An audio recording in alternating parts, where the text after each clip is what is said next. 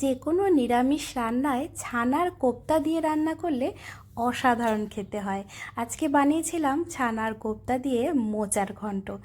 1/2 litre দুধের ছানা কাটিয়ে নিয়েছি। ছানাটাকে 1 চামচ ময়দা, 1 চামচ চিনি আর স্বাদ অনুযায়ী নুন দিয়ে একটু ভালো করে মেখে নিতে হবে। হাত দিয়ে ছানাটাকে এইভাবে একটু মেখে নিয়েছি। এরপর এইরকম ছোট ছোট বল তৈরি করে নিয়েছি, অর্থাৎ কোফতাগুলো বানিয়ে নিয়েছি। এবার কড়াই গরম করে তাতে 4 টেবিল চামচ সর্ষের তেল দিয়ে দিয়েছি।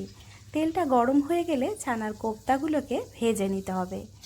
মিডিয়াম আঁচে ছানার কোফতাগুলোকে উল্টে পাল্টে ভেজে নিয়েছি। একটু লাল করে কোফতাগুলোকে ভেজে নিয়েছি। একদিক হয়ে গেলে উল্টো দিকটাও এইভাবেই ভেজে নিয়েছি। কোফতাগুলো আমার ভেজে নেওয়া হয়ে গেছে, এবার তুলে রেখে দিলাম। এবার ওই তেলের মধ্যেই একটা তেজপাতা, 2টো শুকনো লঙ্কা আর 1/2 চামচ গোটা জিরে ফোড়নে দিয়ে দিয়েছি। ফোড়নটা একটুখানি ভাজা হয়ে গেলে এর মধ্যে 2টো মিডিয়াম সাইজের আলু ছোট ছোট টুকরো করে কেটে রেখেছিলাম, আলুটা এর মধ্যে দিয়ে দিয়েছি। এরপর এর মধ্যে হলুদ দিয়েছি 1 চামচ, নুন দিয়েছি স্বাদ অনুযায়ী আর দিয়েছি 2 চামচ জিরের গুঁড়ো। নুন, হলুদ, জিরের গুঁড়োটা আলুর সাথে খুব ভালো করে মিশিয়ে নিয়ে তারপর এর মধ্যে 2 চামচ আদা কাঁচা লঙ্কা বাটা দিয়েছি। এবার মশলাটা খুব ভালো করে একটু কষে নিতে হবে, অর্থাৎ আলুর সাথে মশলাটাকে ভালো করে একটু মিশিয়ে নিয়েছি। এরপর সেদ্ধ করে জল ঝরিয়ে রাখা মোচাটা এর মধ্যে দিয়ে দিলাম। মোচাটা আমি আগে থেকেই একটু নুন দিয়ে সেদ্ধ করে জল ঝরিয়ে রেখে দিয়েছিলাম। মোচাটা খুব ভালো করে আলু আর মশলার সাথে মিশিয়ে নিয়েছি।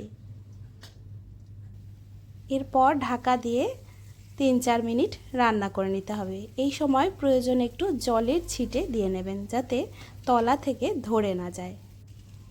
আলুটা সেদ্ধ হয়ে গেলে আর এইভাবে মোচার সাথে সুন্দরভাবে মিশে গেলে সব শেষে 1 চামচ চিনি দিয়েছি আর দিয়েছি 1/2 চামচ গরম মশলার গুঁড়ো। চিনি আর গরম মশলার গুঁড়োটা ভালো করে মিশিয়ে নিয়ে তারপরে ছানার কোপ্তাগুলো দিয়ে দিয়েছি। ছানার কোপ্তাগুলো দিয়ে খুব বেশি নাড়াচাড়া করা যাবে না, একদম কম আঁচে 1-1.5 মিনিট রান্না করে নিয়ে তারপর 1 চামচ ঘি দিয়ে গ্যাসের ফ্লেম অফ করে ঢাকা দিয়ে আরও 2-3 মিনিট স্ট্যান্ডিং টাইমে রাখলেই তৈরি এই নিরামিষ ছানার কোপ্তা দিয়ে মোচার ঘন্ট। ভাতের সাথে খেতে এটা অসাধারণ লাগে। আপনারাও একবার বাড়িতে এই রান্নাটা অবশ্যই করে দেখবেন, আপনাদেরও ভীষণ ভালো লাগবে। আজ এ পর্যন্তই, আবারও কথা হবে পরের কোনো রেসিপি ভিডিওতে। কেমন লাগলো আজকের ভিডিও অবশ্যই একটা কমেন্ট করে জানিয়ে যাবেন।